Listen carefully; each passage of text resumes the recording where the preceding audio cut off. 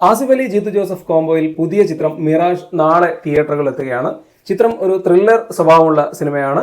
ട്രെയിലറും പാട്ടുകളും ഒക്കെ വളരെ നിലവാരം പുലർത്തിയതായിരുന്നു. ജീത്തു ജോസഫിനെ സംബന്ധിച്ച് ത്രില്ലർ സിനിമകളിൽ അദ്ദേഹം വരുന്ന സമയത്ത് ആ സിനിമ എപ്പോഴും അത്ഭുതപ്പെടുത്താറുണ്ട്. തീർച്ചയായിട്ടും മിറാഷിലും ആ ഒരു അത്ഭുതം പ്രതീക്ഷിക്കുന്നുണ്ട്. വളരെ വ്യത്യസ്തമായ കഥാപശ്ചാത്തലമുള്ള ഒരു സിനിമയാണെന്ന് ജീത്തു ജോസഫ് അവകാശപ്പെട്ടിരുന്നു. അപ്പോൾ നാളെ തിയേറ്ററിൽ എത്തുന്ന സിനിമ ആസിഫ് അലിയെ സംബന്ധിച്ചും വളരെ പ്രധാനപ്പെട്ടതാണ്.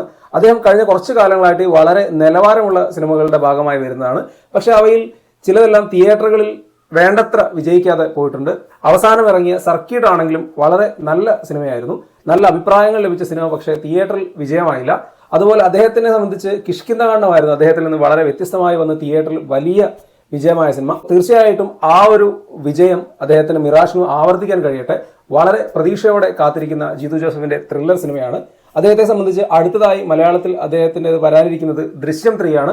വലിയ ഹൈപ്പിലും വലിയ പ്രതീക്ഷയിലും എത്തുന്ന ആ സിനിമയ്ക്ക് മുൻപേ വരുന്ന ഒരു സിനിമ എന്ന നിലയിലും മിറാഷിന് കാത്തിരിപ്പുണ്ട്.